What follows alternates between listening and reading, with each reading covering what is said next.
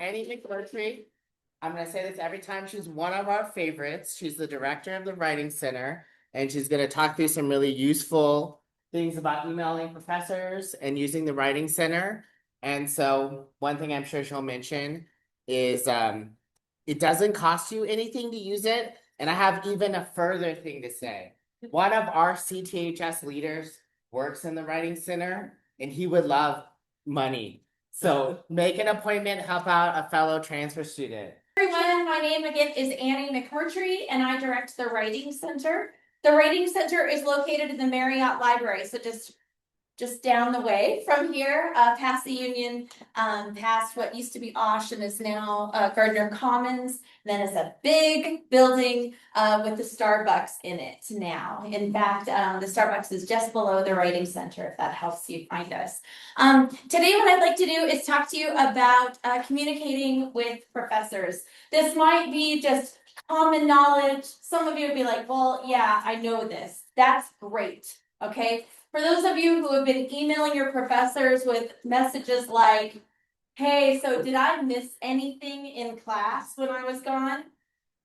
Or, bro, you ever say bro? This talk is for you. Okay, so mostly what I'm going to do is, well, originally I was going to talk to you about like professional and academic communication. Boy, that is just such a huge topic, right? Because professional communication, in fact, I just got my nails done yesterday and I was talking about this presentation and she's like, professional communication here, I'm sure looks a little bit different than at the University of Utah. Absolutely. Which is different than if you are in a business and you're supposed to be writing professional memos. So that type of communication varies. And so it's just really hard to create one kind of master presentation about how to communicate. So instead, I really narrowed this down into something that I hear in my department meetings about how professors haven't liked the way that students have spoken with them, or from students who are looking for things like internships in labs, getting some experience on their CVs, some meaningful work experience, and they just don't know how to reach out to their professors, especially perhaps transfer students who haven't been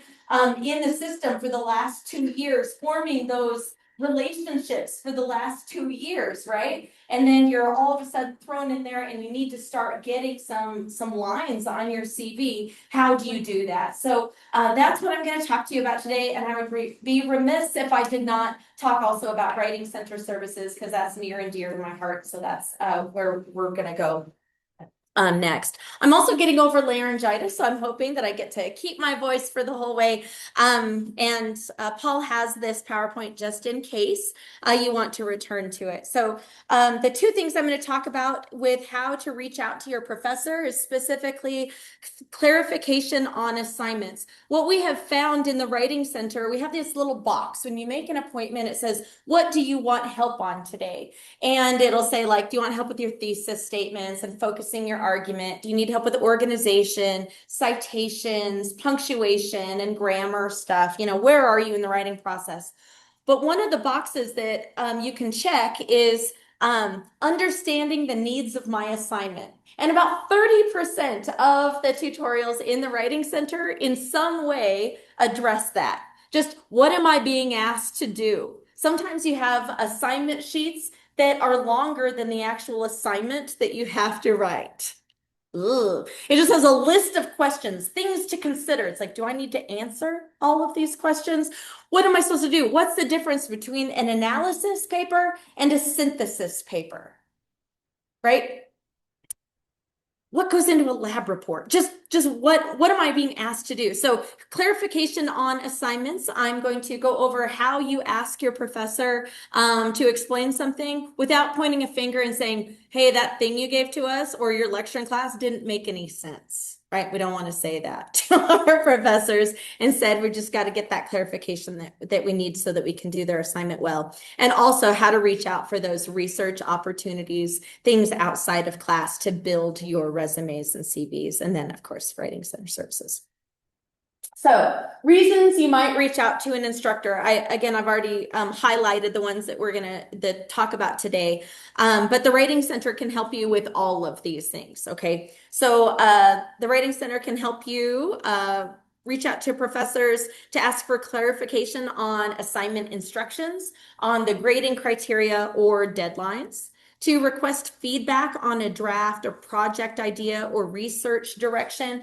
And this isn't very common, I suppose, but sometimes we have students who come into the writing center and they just say like, hey, I got a C plus on this paper and there's no comments from my professor. How do I find out where I lost my points? Right? So good question. You would want to reach out to them in either their office hours or first contact them over email to then say, I'd like to talk to you about this during research during your office hours. To share circumstances that might affect the quality of your work. I get these a lot from my staff members actually in the writing center. Hey, I have an illness. Hey, I have something that's going on in my life and I need some accommodations of some sort, not like ADA accommodations that require paperwork outside, in other departments of the university, but just, hey, this is a temporary thing and I need someone to be made aware of these things. To express interest in opportunities. Again, we're going to talk about that. To build professional connections and to ask them to write a letter of recommendation. And just a quick side story, I write many, many, many letters of recommendation every year. And it drives me nuts. Little mini pet peeve when somebody says, I don't know if you remember me, but. If you're not sure if your professor remembers who you are, they probably can't write a really strong letter of recommendation for you. Give yourself a little bit of credit. Hi, my name is Annie McMurtrey, and I was in your such and such class. I earned an A in your class, and I wrote a paper on such and such, right? That'll jog their memory if they temporarily kind of forgot you just a little. It's been a couple of years, right? I am really interested in this opportunity. And I was hoping that you could act as a reference or write a strong letter of recommendation for me. Okay, so that's just a little pet peeve. We're not going to talk about it. I get so many of these every year. And of course, I remember them. If they're reaching out to me, they were probably one of my favorite employees. They were tremendous. And I'm going to say wonderful things about them. And they should give themselves more credit. I do remember who they are. A quick note, reaching out to instructors isn't a burden to them. Okay, it's part of their job and often one of their favorite parts. It shows that you're engaged, you're responsible, and you're invested in your own success. You are not a burden by reaching out to your professors. In fact, it's more kind of not alarming, worrying to a professor if they don't hear from you. Okay.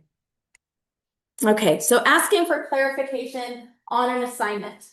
We're just kind of going to jump right in here. So you're going to reference the assignment directly. So you're going to say, on the instructions for essay 2, I noticed that you said X, but I'm not sure if that means this or this, right? So you're talking directly about the assignment that they assigned. And remember, and we'll get into an actual sample of this in the next slide.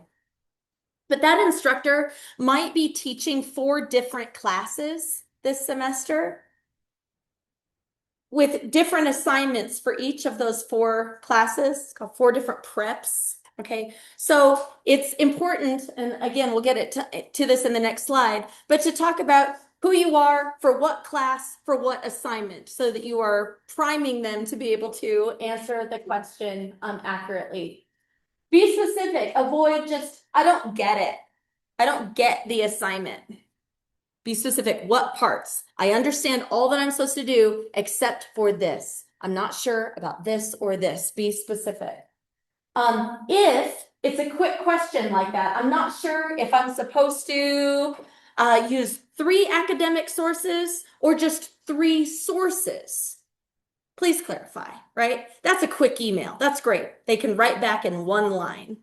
If it's something much larger, your research topic, you're not understanding key concepts from the course that you need to understand to even start that assignment, That is office hours. That's not an email. Hey, can you explain everything that you've talked about in your class so far this semester? I'm not quite getting it. That's not an appropriate email, right? So quick questions, you're gonna send an email or just grab them after class. Just, excuse me, are you available to talk for 2 minutes? I had a quick question about assignment number such and such. They might say, no, I have to go pick up my kid. That's what I do. On Tuesday afternoons, I cannot stay after class. I have to go get my kids, but they can come in and talk to me anytime. And that's what I tell them. I say, no, I can't. I'm headed out the door, but please, I'll be in my office tomorrow at 9 a.m. and I'm going to be there until 4:45 tomorrow. Please come and catch me then or email me and we'll make an appointment for a better time. So email or talk after class, more complex issues, go to their office hours. And again, I already kind of said this, but professors would rather you ask than stay confused. And what I've also noticed, because I'm not an insecure teacher anymore. I used to, when somebody didn't understand something, I was like, why are they not getting it? I've been doing this for a while now, and now I'm like, they're probably not getting it because I didn't explain it. Okay, I need to send a message out to my whole class that one student brought up an issue that I'm looking at that assignment sheet and I'm like, you're right. I didn't say that you needed 3 academic sources or that you needed to use certain citation styles or that you needed to do interviews by such and such date. That's why they have the question, because I didn't say it or I didn't write it. And so often when somebody comes to me and asks me a question, I then promptly send an email out to my whole class with the clarification, not just to the student who asked. Okay, so you're not the only one that has questions. Yeah. I just know like as transfer students, because we all kind of started learning or like how to do assignments or certain things or cite or references. Yeah. The one thing I noticed when I struggled, here was my previous view to cite everything. Yeah. And so for me, it was like, I now learned at the U, I don't know if this is just a thing across professors. If it's not in the instructions for the like rating criteria, then it's not necessary, right? Or would you want to make sure you reach out and verify that? I don't know. I mean, I say when in doubt, cite. I actually think that's a good general rule to oversight. But a lot of times if it's like a Canvas post, let's say you had a reading assignment, I would still cite the page number of where you got the ideas, especially if you have a direct quote. But if it's something that's like out of lecture,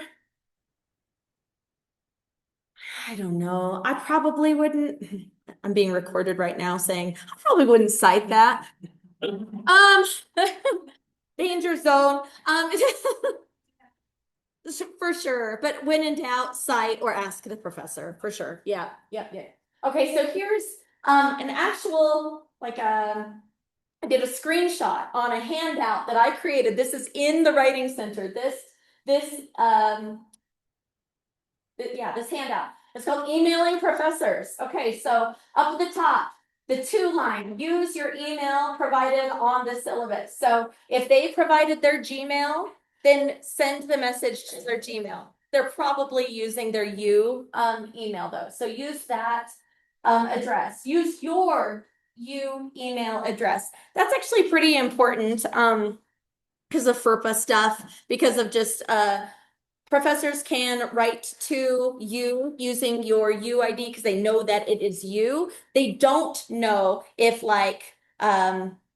Action Movies Lover 77 is actually you. You say that you're you, right? But you might not be, right? So you want to use your email address. And then the subject line, I say use the class title and add something to indicate what the email is about. Again, professors often have more than one class that they're teaching. And so you want to tell them what class it is up at the top. So I say, Dear Professor X, not from X-Men, but just Professor X. Use their title if they have one, like doctor. State your name and what class you are in. Next, state the purpose for your writing. If you have a question about a particular assignment, be sure to reference the formal name of the assignment, project, reading, or paper. It's important to include context to avoid any confusion. Then ask your question or state your concern. And finally, be sure to keep it short and to the point. Your professor is a great resource, but they are also busy. So use their time and your own effectively. Once you've communicated your question, close the email politely and thank them for their time. And I have an example here. So to K Smith at utah.edu from Sam Jones, subject communications 101, section 3, question about paper 2. Dear Professor Smith, my name is Sam Jones, and I am a student in your communications 101 class, section 3. I have a question about paper 2 on sociological imagination. The prompt states that I must use 2 quotations in each paragraph. Do these have to be from 2 different sources, or can I quote the same twice in 1 paragraph if it's relevant? Thank you for your time, Sam. See how quick and easy that is for the professor to write something back. They know exactly who you are, what class it's from, the assignment, and it's either or. So that's a quick one. Some questions are not that easy, not that black and white, and there might be some more explanation. And then it's up to the professor to say, wow, that's a good question. You know what? Let's talk in class about this on Tuesday, right? Or they might spend time writing out a response to you. How lucky are you, right? Okay, so I'm going to just kind of burn through this and then I'll ask for questions at the end. Okay, so the next one is asking about research opportunities. Probably the biggest thing that I've heard from professors is they don't like somebody reaching out to them for stuff that they are not at all involved in. Just because they are in the biology department doesn't mean that they know all things about all labs happening in the biology department, right? So what you'll want to do is do your homework first. Before you reach out to anyone at all, look at the faculty members' research interests online. And so you can go into the directory from utah.edu. You go up into the little magnifying glass and type in someone's name, or you can go to the biology department, whatever department you're in, look at the faculty listed there, and most of them will have their CVs posted, or at least a little bio that says something about their research interests and expertise. So look at that faculty member's research interests online first. Find the one that you think is the best fit for you and what you are looking for. Then you're going to send a concise email, which of course we'll get to in just a second, and be flexible and polite. If they say no, ask if they know of any other opportunities. Okay, so the structure of your email, and again, I think I have an example. Yeah, I have an example. Great. Structure of your email. Again, introduce yourself by your major, your year in school, and your interest in their field. State what caught your attention in their research and ask a clear, specific question. Again, that was my advice from the last type of email to your professor also. Are you currently taking new students in your lab? Could we set up a time to talk about potential ways to get involved in research, right? So it's something that is quick and easy that they can respond back to you. Here's an example then. Dear Professor so-and-so, my name is Annie McMurtrey, and I'm a junior majoring in biomedical engineering. That's right.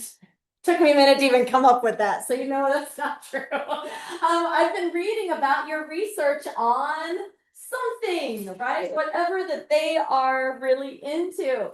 And I'm especially interested in your recent work on such and such, right? I would love to learn more about your current projects and whether there may be opportunities for an undergraduate student like me to get involved in your lab. I'm particularly interested in gaining hands-on experience with such and such, and I'm eager to contribute wherever needed. Oh, I just love that line. You're going to be cleaning beakers. That's what you're going to be doing. Would you be open to a short meeting during your office hours or at another convenient time to discuss possibilities? Thank you so much for your time and consideration. Sincerely, your name and your email address or UIT, right? So this tells them that you've done your research, right? I know that you do this. It aligns with my interests here, and I want to get involved. Do you have anything available? And my guess is they'll say, yes, here's a website where you can apply. Or no, I'm not accepting undergraduates, but contact me after you get your degree. Or you know what, I'm not, but my buddy down the hall is, she's looking for such and such, right? And so they'll write back to you with some kind of respectful response is my guess. All right, so I did a really quick search just for you about different research or lab opportunities. If you go to the Office of Undergraduate Research Opportunity database, there's like a bazillion things listed there of ways to get involved. Same with the Undergraduate Research Opportunity Program, that's UROP, and the Summer Program for Undergraduate Research. I actually did a presentation for them a while back. So those are some places to look, or there's also college-specific research opportunities. So if you're in the College of Science, go to that website right there. And there's even a sample email to the professor. I think that's so great, right? So it's not just me that's seeing these crazy emails coming from students. They say like, oh, you want to talk to a professor? Use this template. Okay, so that's hilarious that they have that posted. The College of Social and Behavior Science, they have something specifically for undergraduate research, and psychology has one also. And in fact, one of our tutors, Andrew, in the writing center, just got accepted for a research opportunity through psychology, wrote me a big long email. I'm happy to share it. He would be happy to share it with you about his process through this. But really, it was going to this website and applying there, and he got connected to faculty members who were doing interesting things that he wanted to be a part of. So there are others. I bet you there's others. These are just 3 that came up. I spent under a half hour and I found these six different websites through the University of Utah where you can get involved with research and labs as an undergraduate. Okay, we're gonna switch gears, not very artfully, I guess. We're gonna go to Writing Center Services. So we don't see a ton of students come in with emails to their professors. We do help people write emails to their professors, though, just, hey, we can't help you. We don't understand the assignment either. This is the best that we can do. But hey, we recommend you reach out to your professor. Why don't you open up your email right now and let's work on this. So we do help with this communication that I'm talking about today, or these emails that go out, hey, I'm interested in your labs. But the Writing Center is so much more, right? The Writing Center is here to help you with any writing assignment or writing task that you have in front of you, whether it's for the university or not. Okay, so we have in-person and online appointments. Did I mention it's free? Did Paul mention it's free? And what I mean by free is you've already paid for it. I think that matters, right? I think that matters a lot. You've already paid for the pizza, have a slice, right? So we have in-person and online appointments. We're open 7 days a week. We can support you on any writing that you are working on. And I mean that. So we have people come in with their parking appeal letters. We have people come in with a lot of scholarship and application essays, CVs, cover letters. We have people come in with their Canvas posts. Canvas posts are an interesting thing, right? Because they're short and they're probably pretty low stakes. But they're also not just for your professor to read often. They're for the whole class. And that gets people all wonky inside, right? Like, uh-oh, it's one thing my professor thinks that I'm fill in the blank, right? But it's a whole other thing if there's 30 people reading this and they have to respond to it, right? And so I want to make sure that I'm putting my best self out there. So you want to have somebody read over it. We're happy to do that, something that short. And we can help at any stage of the writing process. And so we have students who come in with nothing written and they just have the assignment sheet. Hey, I have this thing. I want to make sure that I understand what I'm supposed to do. Or I have no idea what I'm supposed to do. Help me, right? And we can just sit down with you. We have a half hour dedicated just to you, and we can use as much or as little of that appointment as we want to, or as you want to. And we'll get you on track. So we have students who come in again with nothing written, and we also have students who come in who have had everybody they know read their paper ahead of time, and they just want that one last set of eyes to take a look at it, make sure their thens and thans and effects and affects and there, and there, that those are all in the right places and it's ready to go. And they can feel just really at peace sending that document on for a major part of their grade in whatever course. So I've already talked about this, but we help with coursework papers, lab reports, business proposals, STEM writing, UROC proposals, CVs, cover letters, discussion posts, creative or personal writing. Come February, we do see some love poetry. December-ish, we're looking at those holiday letters that some families send out. I mean, all of the stuff. We just bring it in. We're happy to look at it. Okay. So we can help you develop your ideas. We can help you with figuring out who your audience is. And engineers and STEM folks, I'm mostly sort of talking to you here, because often we have students who come in with really technical writing, really complex stuff. And our tutor will sit down and they may not understand all of it. And it's really important then to figure out if it's the writing of why we don't understand it, or if it's just that, well, we're not a senior in, what was my major I chose before? Biomedical engineering, right there, right? Very good. So, so what we'll do is we'll sit down, we'll say, all right, I'm understanding this. This is the main idea that I'm getting. Okay, right here, this paragraph, you lost me. And we have to figure out why I'm lost as a reader, right? Is it because you have so darn many acronyms that you didn't spell out? Did you need to spell out those acronyms? Or will your audience know who it is or what you're talking about? Because that's just a common acronym within your field. Are you needing to talk about some scientific method that's going on in the document? Or do you need to spell that out? Do you need to explain your rationale or your reasoning? Do you need to talk about your logic? We work through that as interested readers. So you might have somebody in psychology reading over your engineering paper. That might happen. But I'm going to say that that's a really good thing, because other engineers might fill in the gaps and give you credit for it, even if the writing isn't clear, but your professor might not, right? And so we want to make sure that the writing can be clearly understood by a layperson, if that is kind of your audience, right? Or you can say, you know what, my audience, they're a bunch of rocket scientists. They know what I'm talking about here. And we go, fair enough. Cool. Great. Let's keep going. Right. So we have really interested readers, kind of high achieving students, really nice people, non-judgmental, super great communicators, sweethearts, I think, working in the writing center, who are just really interested in helping you become a stronger writer and to help the piece in front of you get a good grade. Okay, so they can help you form convincing arguments. And so we'll see arguments in the writing center that we might not agree with. That happens, right? This is college.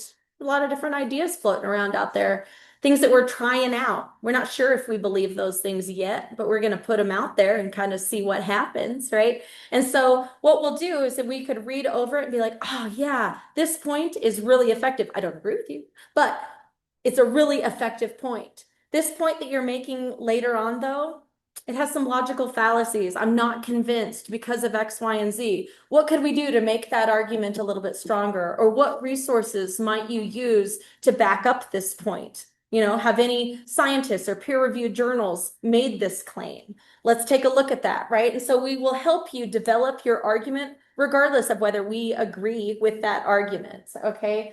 We're also going to help you cite your sources so you don't get in trouble for plagiarism or academic dishonesty of any kind. AI is a big deal right now. I don't want to super get into it, honestly, because I would just talk for hours about it. But we know that most students use some kind of Gen AI at the university level. We're not here to say that you shouldn't, because maybe out in industry, that's going to be a requirement for you to know how to use it well, and use it ethically. But what we will do is we'll say, okay, so your voice changes throughout this piece, right? It kind of sounds like you, and then it switches voices, sounds like somebody else is writing it, or it sounds like a computer is writing it. And then I'm not really sure about this source. Does this source actually exist, or was it, sort of hallucinated by ChatGPT or whatever? And we can kind of talk about those things mostly. Or do you need to cite ChatGPT? Do you need to cite any of those different softwares that you might be using? Some professors are even asking for people to cite Grammarly these days. Okay, so that's fine. And then your next professor doesn't care. Well, that's really important to know what professor you're writing for, and to follow their guidelines when it comes to citations. We can help with that. And then of course, we aren't like a copy editing service. You can't just like drop off your paper and say, all right, I'll be back by 5 to pick this up. I hope it's error-free, right? That would be an awesome service. We just don't offer that in the Writing Center. Instead, it's a dialogue. You're going to sit down with another person. You're going to talk about what you think is working well and what your concerns are in your draft. They're going to read over the whole darn thing with you and say, all right, this is what I'm seeing in your draft, and have a dialogue back and forth. They might suggest some things. They might ask you some questions, and you're going to have a plan about how you're going to revise when you leave. Sometimes though, the paper is so stinking good and polished that really all there is, hey, I think you might need a comma right here. That's okay. We can help with that if that's the stage of the writing process that you're at. Okay, so our appointments are convenient. You can have live in-person tutorials, Zoom tutorials, and we're open 7 days a week this semester, which is kind of rad. Our in-person tutorials are in Marriott Library, 2701. Again, just the west entrance over by the campus store. You go up those stairs, we're the first door on your right. We're above the new Starbucks, okay? You have 30 minutes to talk to a tutor, any tutor that you want. And you can use the whole appointment or just 3 minutes. We usually, most of our appointments are between 20 and 30 minutes, but we literally have had people come in, they go, is this citation right? And we go, yep. They go, cool. And then just leave. And that's fine. You can use us however you want when it comes to writing. We have Zoom tutorials also. Zoom tutorials are very similar to what we do in person. You're still sharing your draft. You're doing a share screen kind of thing. You're going to be reading over the draft together, and you're going to be face to face talking with one another. You're talking to a screen instead of sitting in the physical writing center space.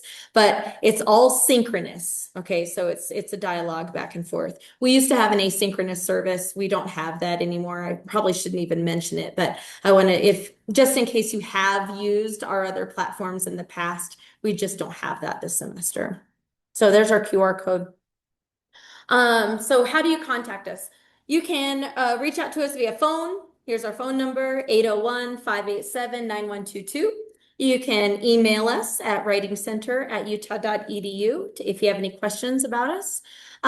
We have a receptionist just sitting there in the Writing Center waiting to talk to you. They're in there from, excuse me, 9 a.m. to 7 p.m. on Monday through Thursday, and Fridays until 4. Or you can reach out to me. I go by Annie, but my name is technically Ann. So Annie.McMurtrey will not get to me. A lot of times people email a person who doesn't exist here. So it's just Ann, ANNE.McMurtrey. That's McMurtrey. McMurtrey at utah.edu. I hope you think that I'm approachable and nice. I hope that I come across that way. If you have any questions, you can reach out to me directly and say, hey, I need some help with this. I'm worried about X, Y, and Z when it comes to my writing. I might not be the one who tutors you, but I will set you up with a tutor that I think is appropriate for your specific needs if you're truly worried about it. Okay. And I have, oh, thank you. I think someone was taking a picture. Sorry. I'll go ahead and have it here. So, again, just a quick recap. The Writing Center can help you with anything. It's free. You can have 30-minute appointments. There's no limit to the number of appointments that you can have. If you need an hour because you have a super long assignment or you just need special accommodations, thumbs up, we'd love to help. We're a yes center. I hate saying no to students who need help with something. So if you need help, please reach out to us and get that support. And then I hope that you got something out of the first part of the presentation also, which had to do with reaching out to your professors for clarification on your assignments or for research and lab work outside of the course that you're enrolled in. Any questions? Oh, thank you. Somebody on Zoom had a couple of questions. Great. Does Center have any tutors that can help with Spanish writing? Yes. Yes. Yes, And so then Spanish is one of the languages that we actually can tutor in. So you can have tutorials in Spanish, even if the writing is in English, but if Spanish is your home language and you want to just have that chat, you can. The tutor who can do that, I want to say we have two. On our website at writingcenter.utah.edu, you go to Meet Our Tutors under the About Us page, and it has the tutors' names, their major, and the languages they speak. That's available online. Just find the one that says that they speak Spanish. awesome. And then they had a second part. They said awesome. And then the second part, it says there for creative writing stories, can you help with brainstorming? Oh my gosh, yes, please. And So, in fact, yes. we had somebody last year who got a bunch of his short stories published. He would come into the Writing Center all the time and work with people, and then he sent me a letter, like a letter, right, in the mail that said, thank you so much. I got these published. I hope you check it out. Tell all the tutors at the Writing Center who have helped me. Thank you so much. So we love looking at creative writing. Yes. And again, on that Meet Our Tutors, if you click on the tutors, it like flips over a card and it tells a little something about them, their favorite quote, their favorite book, and where their expertise lie. And some of them actually listed creative writing as their expertise. I would choose one of those tutors for that brainstorming. Awesome. And so they said, thank you so much. You're so helpful and a great speaker.